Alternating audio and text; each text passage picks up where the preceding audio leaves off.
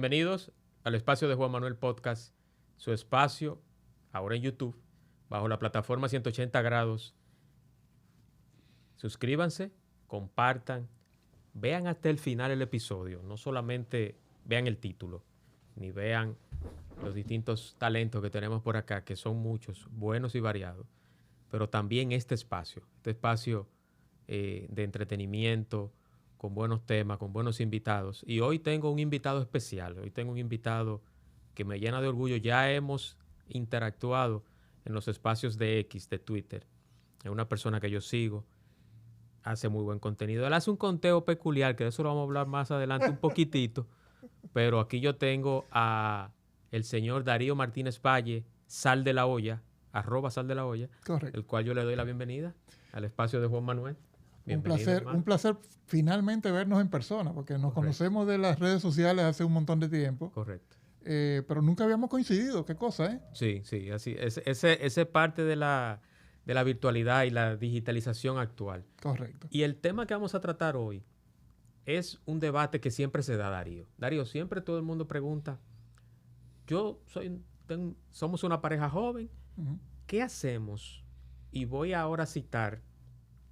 Hace un tiempo yo vi una entrevista de un artista urbano que se llama Arcángel, que él decía, y es un principio que ahí eso yo quiero también que hablemos, si tu casa debe de valer más que tu vehículo o viceversa, y que también si tú debes alquilar o comprar tu casa. Y ese yo quiero que sea el título.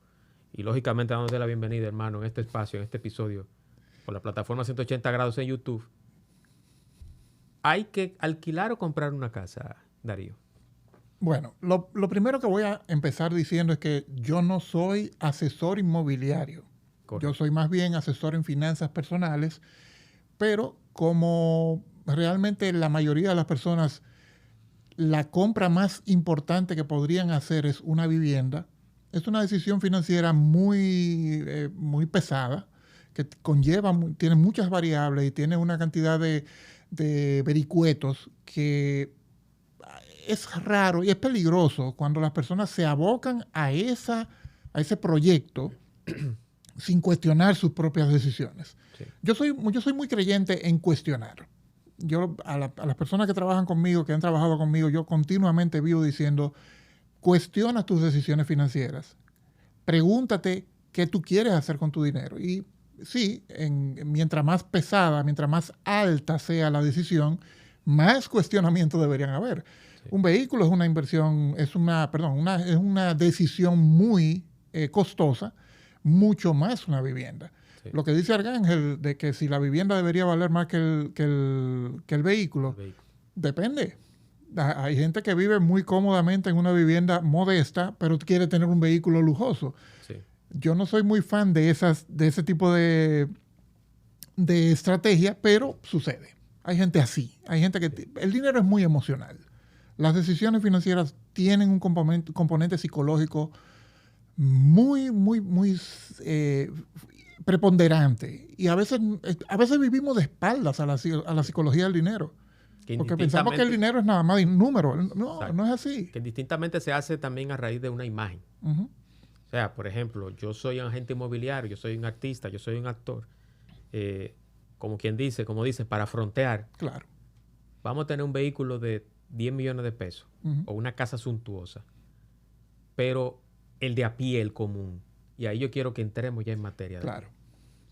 Bueno, lo primero es que no te respondí tu pregunta porque realmente la pregunta de que si es mejor comprar o alquilar la respondió Pau Donés, el vocalista fallecido de Jarabe de Palo. Correcto. Depende. ¿De qué depende? De según cómo se mire, todo depende. Realmente es así. Sí. Hay tanto alquilar como comprar tienen ventajas y desventajas. Entonces, por eso yo pido a la gente que se pregunte realmente qué quiere hacer. Vamos a entrar un poco en algunos mitos que nos han vendido. Sí. Mitos muy arraigados sobre todo en nosotros los dominicanos, tenemos muy arraigado que alquilar es botar el dinero. O sea, la gente dice, yo ¿para qué yo voy a estar regalándole el dinero al dueño de esa vivienda? Sí. Yo mejor, no. Yo la pago hoy y la debo mañana. Claro, pero realmente cuando tú alquilas, tú lo que estás haciendo es un trueque calculado. Tú estás dando una cierta cantidad de dinero por un beneficio. En este caso, tener un techo seguro, un techo que te guste, que cumpla tus expectativas y que por las circunstancias de tu vida en ese momento no puedes adquirir propio tú mismo. O sea, tienes que depender de alquilarlo, pero eso no es malo, eso no es pecado. Es lo mismo que ser empleado. O sea, tú pudieras ser emprendedor, tú pudieras tener tu propio negocio, sí, sí. Pero sin embargo hay mucha gente, la mayoría de las personas es empleado. Eso no es pecado. Claro que no. Tú estás alquilando tu tiempo a una empresa y esa empresa te está dando un beneficio, un dinero, un salario por tu tiempo. Entonces, el concepto de que alquilar es botar el dinero es ilógico. No es así. Lo que hay que saber es hasta dónde tú vas a querer hacer eso, porque puede que llegue un momento en el que tú tengas las condiciones para pasar a ser propietario de una vivienda. Otra que me gusta mucho es que, muy parecida, es alquilar es hacer rico a otro. Sí. Como que el mismo concepto, pero no, porque yo estoy haciendo rico al dueño del negocio. Pero cuando tú vas a un restaurante, tú no estás pensando que tú estás haciendo rico al dueño del restaurante. Exacto.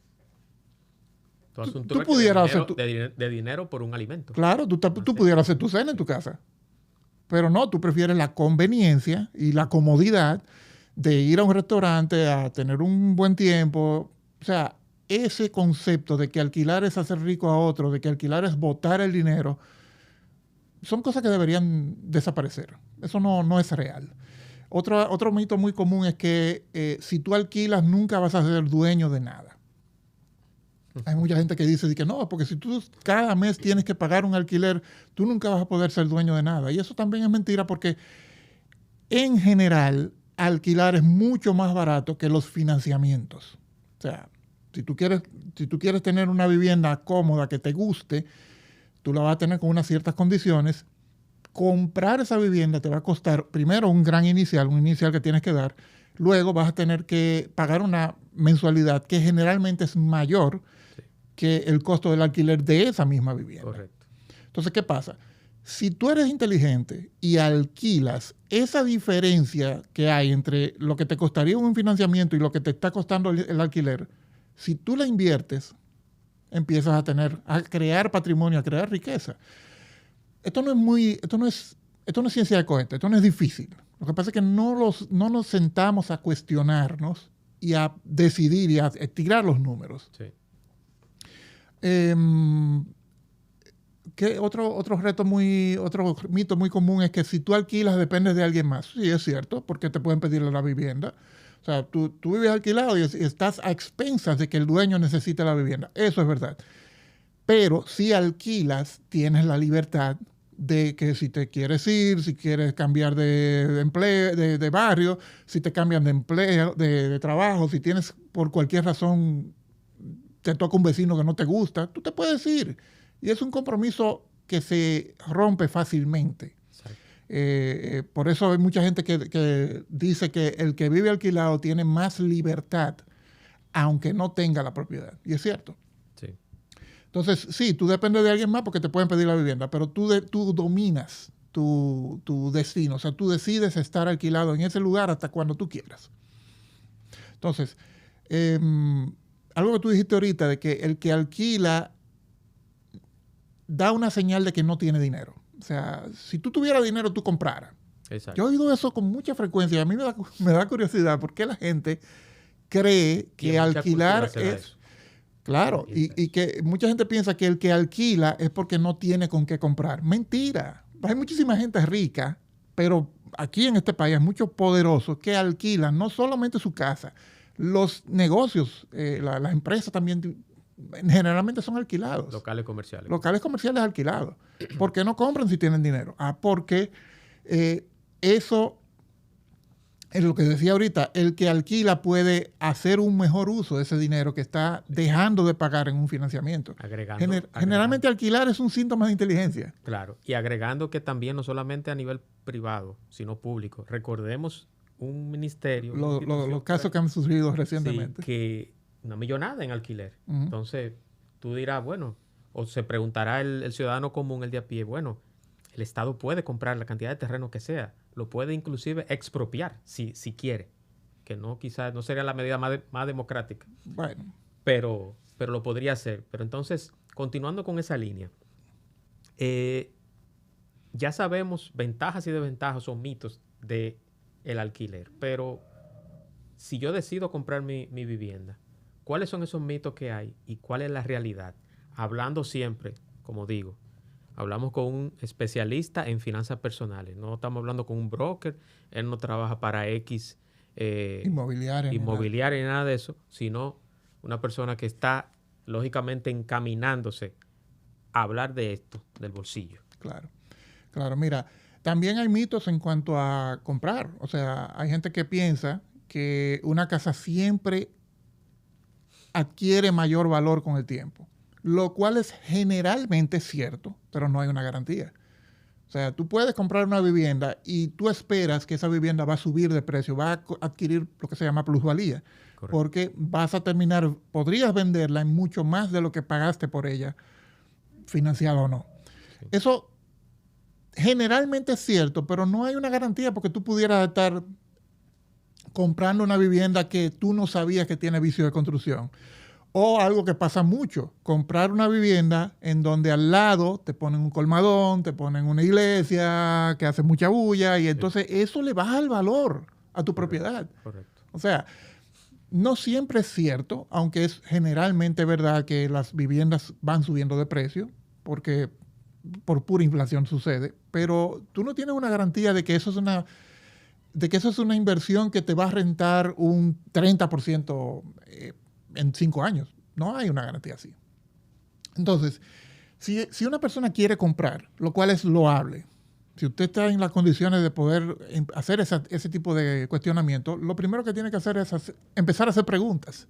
Sí. Preguntas a sí mismo, pregunta a su pareja, si tiene pareja, pregunta a su banco, pregunta a la constructora. Lo primero es, ¿tú puedes adquirir realmente una vivienda sin financiamiento? O sea, si tú pudieras comprar la vivienda al cash. Teniendo los recursos. Teniendo los recursos para eso. Tú podrías hacer eso en vez de financiarte porque sí. El financiamiento es muy buena opción si tú lo ves como que estás usando dinero del banco, en este caso. Sí. Pero ¿qué vas a hacer con el dinero que no pusiste tú? ¿Lo vas a invertir? ¿Vas a hacer un negocio? ¿Vas a ponerlo a producir? Ese es el tema. Pero si tú no tienes esa intención de poner ese dinero a producir, o sea, una gente que tenga 10, 15 millones de pesos y no tenga ninguna intención que hacer con eso, probablemente esa persona sí podría comprar la vivienda. Pero una persona que tenga 10 millones de pesos sin hacer nada, eso no aparece en todas partes. No, claro. Eso es muy raro. Entonces, demos por descontado que vamos a tener que financiar. ¿Puedes realmente tú conseguir un crédito hipotecario? La gente no sabe. Exacto. Y depende también de no solamente de mi poder adquisitivo, de mi salario o de mi score. Depende de muchísimos factores. El salario es uno, pero no es el más importante. La edad es más importante. Sí. O sea, una persona que tenga, por ejemplo, mi edad, yo tengo 56 años. A mí es difícil que me den un préstamo provechoso, un préstamo con buenas condiciones, que por ejemplo quizás a ti que tienes menos edad que yo, o una persona que tenga 20 años, porque tiene una expectativa de trabajo, de expectativa de vida y expectativa de producir dinero más alta que la que tengo yo a mi edad. Sí. Entonces, además está el tema del crédito, del credit score. Si tú no tienes un buen credit score, un historial crediticio bueno, tus tasas de interés te van a ser más altas que la de una persona que tenga un buen crédito, un historial de crédito. También está el tema, tú tienes el inicial para comprar. ¿Dónde vas a salir ese dinero? Porque tú tienes que tener un inicial y aquí mucha gente cae en la trampa de que compra una vivienda y financia una vivienda poniendo el mínimo de inicial. No, con solamente el 10% yo estoy con el 15, financiando. Con el 20%. Mientras menor sea el inicial, más largo va a ser el financiamiento. Ojo con eso. Mientras menos tú pongas de tu dinero tuyo, cuando tú pones el inicial, obviamente tu financiamiento va a ser más alto, probablemente va a ser más largo o más pesado. Entonces, gente que está en esta posición, que se ha acercado a mí, me dice, yo tengo ahora mismo el 10% del inicial de lo que yo me quiero comprar. Una de las cosas que yo suelo recomendar es, ¿por qué tú en vez de plantearte eso ahora, no te esperas un año y durante ese año tú vas ahorrando más ese dinero que tú ibas a pagar del financiamiento ahora, porque tú estás dispuesto a pagar, a hacer el financiamiento ahora, ¿verdad? Claro. Ok, si tú estás dispuesto, ¿cuánto te iba a cobrar la cuota? 30,000 pesos. Ok, pásate un año ahorrando 30,000 pesos. A ver si es verdad que tú ibas a poder pagar esos 30,000 pesos. En ese año pueden pasar miles de vainas, como dicen. No, pero sin que pase nada malo. ¿Cuánto cuesta el financiamiento? 30,000 pesos. Bueno, pues entonces tú estás dispuesto a hacer eso ahora. Significa que tú tienes con qué hacer frente a esos 30,000 pesos cada mes. Entonces, pásate esos 30,000 pesos ese año ahorrando esos 30,000 pesos. ¿Qué va a pasar al año? Primero, te vas a demostrar que sí puedes pagar los 30,000 pesos. Segundo, vas a aumentar tu inicial. Porque 30,000 pesos por 12 meses son más de 300,000 pesos. Correcto. 360,000 pesos. Entonces, sí, si realmente tú puedes, ahórralo. Sí. Tú no eres guapo, ahórralo. Entonces, yo no recomiendo que nadie compre vivienda con menos del 20% de inicial. Porque es demasiado pesado. Mínimo, entonces, repetimos, y yo quiero que, Darío, que hagas énfasis, porque si hay algo que me caracteriza, es que siempre a estos espacios, como lo hablamos en X también, yo traigo personas especialistas. Uh-huh. La palabra experto a mí no me gusta tanto, aunque sí la utilizo, y hay personas que sí son expertos en algo, pero hay que hacer énfasis en eso. Mínimo 20% de inicial. Mínimo 20%. ¿Por qué? Por lo que decía ahorita, si tú pones menos, tu cuota va a ser mayor. Y mientras más alto sea el costo de tu vivir, el costo de tu financiamiento, más estás afectando tu finanza diaria de ir al supermercado, de ahorrar para una emergencia, de la educación, etcétera. O sea que es mejor hacer el esfuerzo y pasarse un año más antes de comprar, ahorrando para aumentar el inicial. Esto es muy válido para personas que están empezando. A mí me gusta mucho pensar en parejas jóvenes que no tienen hijos, que yo siento que hay mucha presión de las familias, no necesariamente de la pareja, sino de sus familiares, de que tú tienes que comprar. Sí. Porque cuando tú compras, tú estás solidificando tu matrimonio. Mentira. Eso no tiene nada que ver. Se puede acabar un contrato inmobiliario. Correcto. Sí. Y que son cosas que no tienen ningún tipo de conexión. Entonces, muchos padres presionan a sus hijos a que compren. A algunos inclusive le dan el inicial para que se metan en el préstamo. O sea, que hay una presión social ahí. Hay una presión social injusta y a veces, y generalmente no solicitada por los cónyuges. Sí. Entonces, hay que frenar y pensar en ese tipo de cosas. Como dicen en buen dominicano, meten la cuchara ahí. Claro, meten muchísimo el cucharón. Entonces, otra cosa que mucha gente no piensa, tú vas a tener que pagar el impuesto a la propiedad inmobiliaria, el IPI. Yo no sabía que había que pagar por eso. Sí. Si tu vivienda, si el total de tus inmuebles pasa de 9.8 millones, algo así, tú tienes que pagar el 1% de impuestos todos los años. ¿Tú estás preparado para eso? Porque ese es un gasto que cuando llega y cae, generalmente son varios miles de pesos y la gente no está pensando en eso. Entonces, hay que pensarlo, hay que preguntarse si realmente tú puedes hacer eso. Y hay una ilusión sentimental o emocional cuando tú tienes tu primera vivienda, que tú ni siquiera piensas en esos efectos colaterales o en ese extra que tú tienes que ir pensando cuando tú te inviertes en tu vivienda propia. De eso te voy a hablar ahorita porque lo tengo ya en la mente, de los imprevistos. Sí. La gente también piensa que nada más la cuota. No, para nada. Pero ok, otra pregunta, otro aspecto, otro grupo de preguntas, el tema del entorno y la ubicación. ¿En qué sector tú quieres vivir? ¿Tú quieres comprar tu vivienda? Eso es importante, porque tú estás haciendo un compromiso de 10, 15, 20, 30 años quizás. Bueno, ya no dan préstamos de 30 años, pero de 20 años de que tú te vas a quedar ahí o que vas a tener un compromiso con esa ubicación, ese entorno, ese sector. Sí. ¿Cuáles son las vías de acceso a ese sector? Porque prácticamente no quedan proyectos nuevos que son asequibles, están en las afueras de la ciudad. Y todo el que vive en la Jacobo Masluta que me encanta la zona. O sea, yo quisiera poder, pero me da miedo que nada más hay 2 vías de acceso, o por la, ¿cómo se llama? La circunvalación o por la Magluta. O sea, tú estás prácticamente preso ahí, dependiente de los tapones. Y en la Jacobo y en la República de Colombia se tiene también la idea. Sí, se tiene también la idea, Darío, de que solamente la gente que está montada es que pueden vivir ahí. Claro. Hay muchas rutas de transporte, tú sabes, el transporte de concho y ese tipo de cosas, motoconcho y cosas así. Pero yo creo que hay falta mucho de urbanización y de facilidades para el residente. Pero, ok, esa vivienda te va a quedar demasiado lejos de tu vida, o sea, de tu trabajo, de tu universidad, de tus hijos, del colegio de tus hijos. O sea, tú vas a gastar mucho dinero en gasolina entonces, en transporte, en Uber, en lo que sea. O sea, piensa en eso también. Y una que a mí me gusta mucho es cuál es el grado de arrabalización que tiene ese sector. Ay. ¿A qué me refiero con grado de arrabalización? Bueno, penosamente hay muchos proyectos urbanísticos muy buenos que han perdido mucho valor o terminan volviéndose muy cuestionables de vivir porque no hay una estructura de proteger el propio proyecto. O sea, de que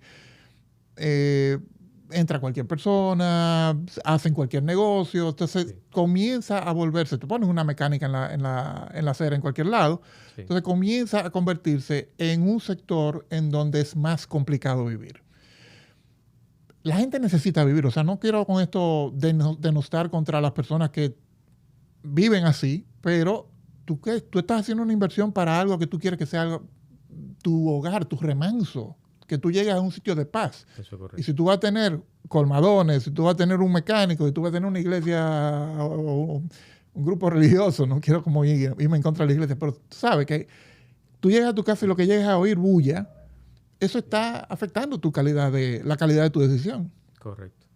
Contaminación sónica. Sónica, visual y hasta de personas, o sea, de gente que no te deja caminar. O sea, esa vivienda está limpia, no tiene deudas, no tiene litis judiciales y ese tipo de cosas. Son preguntas que la gente casi nunca se hace. Tú quieres una casa, un apartamento. Si tú quieres, lo que sea que tú quieras comprar, tú visitaste esa vivienda bajo un aguacero antes de comprarla. Sí. Para tú saber si hay filtraciones, si hay un tema.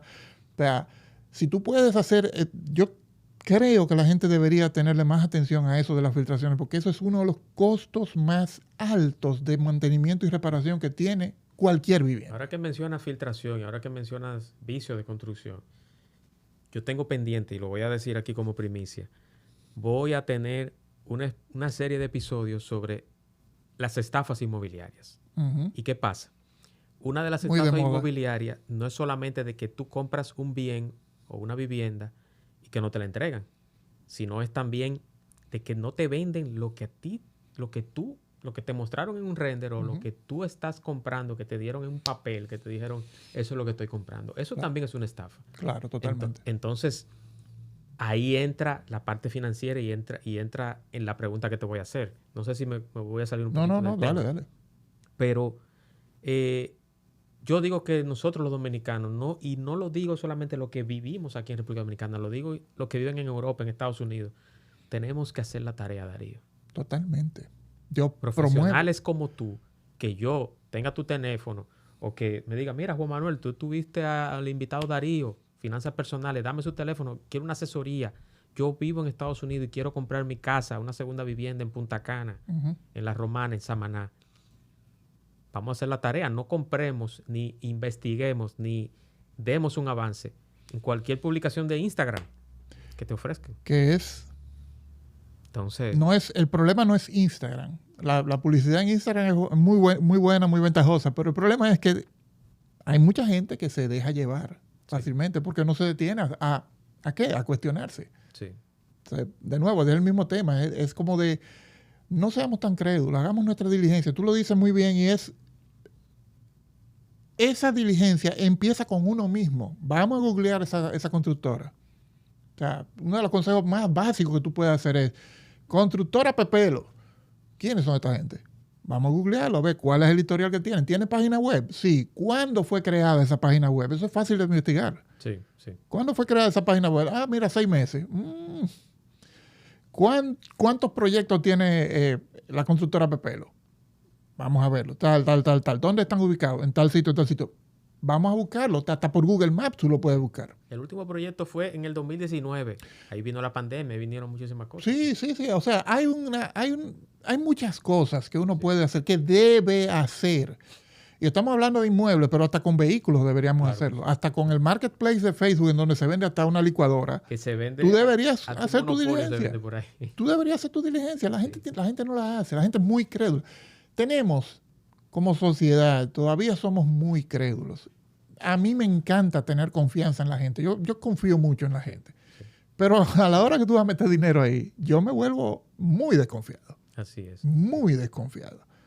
O sea, yo puedo querer y admirar y juntarme con cualquier persona, pero desde que hay un tema de dinero, hay que subir el firewall de los problemas que puede haber. Los mitos y una reflexión, 4 puntos en estos 4 o 5 minutos que nos quedan, 4 minutos. Reflexión final y unos puntitos, unos tips para saber qué yo necesito si alquilar o comprar. Bueno, mi reflexión va a ser ya la han escuchado aquí. Sí. Pregúntese. Sea muy sagaz. No crea las cosas como se le están diciendo tan fácilmente. O sea, hay que cuestionar el dinero propio, el proyecto, la pareja, inclusive. La gente dice, bueno, vamos a alquilar, pero podemos pagar el alquiler. Vamos a tirar los números.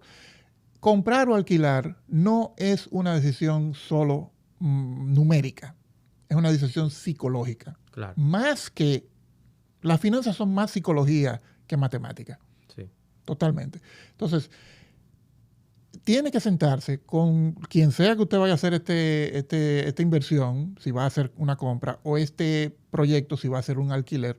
Tiene que sentarse y tirar los números. Los números no se puede escapar de la realidad de que una decisión que no se piensa bien tiene un altísimo riesgo de ser un disparate, claro, de ser un problema, de convertirse en una carga que después es peor. Y a veces a corto y a largo plazo. Y generalmente a corto plazo. No soy, de nuevo, no soy asesor inmobiliario, pero sí he visto personas que han cometido errores muy, muy, muy fáciles, muy infantiles, muy... como dice el narrador que a ti te gusta mucho, que lo engañó como un niño chiquitico. Mira, viene vestido de liceísta. No me fijé. Eso veo. Señores, Darío es aguilucho, ferviente, furibundo. Tengo mi pañuelo así aguilucho, que por lo menos. No se equivoquen, por favor. Pero con esto de una reflexión es, no seamos tan crédulos. Sí. No caigamos en ganchos tan fácilmente. Los maleantes, esta gente como lo del caso Guepardo y otros que han ido haciendo fraudes inmobiliarios, también, son muy astutos. O sea, son personas que hacen su trabajo para montar su proyecto. Sí. Y es difícil. Y cada vez, con esto de la inteligencia artificial, de verdad, va a ser más difícil cada vez detectar quién está hablando la verdad y quién no. Es muy, muy complicado. Entonces, y la gente está viviendo en automático. Así es. Mira, Darío, yo quiero cerrar aquí, pero prométeme y vamos a hacer una segunda parte. Yo no tengo nada que prometerte. Yo digo que quiero que tú me des una fecha para volver. Una segunda parte de este tema. Claro que sí. Claro, que sí. Dime cuándo. Y de verdad agradecer. Vamos a coordinar agenda de ambos, pero vamos a hacerlo. Correcto. Yo de verdad que me siento muy complacido. Señores, Darío Martínez Valle, Sal de la Olla. Síganlo en sus redes, tanto en Instagram como en X. Darío Martínez, no solamente es aguilucho, es muy buena persona, es un buen profesional. Sal de la Olla, @Sal de la Olla en Instagram, en X. Y gracias por estar por acá, hermano, en el espacio de Juan Manuel. Se nos quedaron muchos temas, pero... quedaron temas, pero vamos a dejarlo para la segunda parte. Esto lo hacemos en el segundo. Claro que sí. Esta historia continuará, como dicen en las películas, y gracias por su sintonía aquí en YouTube, por la plataforma 180 grados, su mejor plataforma, la mejor del planeta. Hasta la próxima. Chao, chao.